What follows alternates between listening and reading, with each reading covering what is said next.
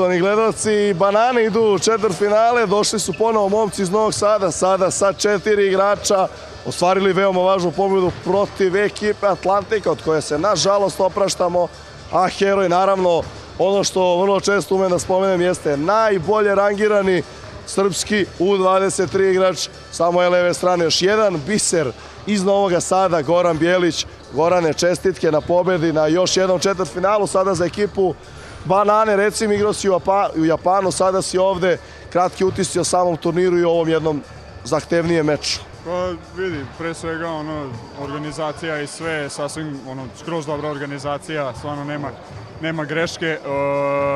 Što se tiče basketa, stvarno je ekipa Avijatora je stvarno jedna dobra ekipa, momci se stvarno bore da pobede svaki basket, svaku priliku da iskoriste koju dobiju, tako da stvarno jedan veliki respekt za njih.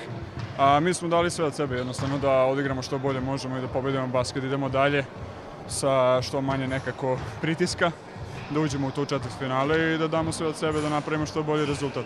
Koje su očekivanja pred drugi meč u grupi s Olim Beogradom? Pa vidi, idemo da pobedimo svaki basket, daćemo sve od sebe, pa ko je bolji odneće pobedu, tako da to je uglavnom to, nema tu neke prevelike matematike.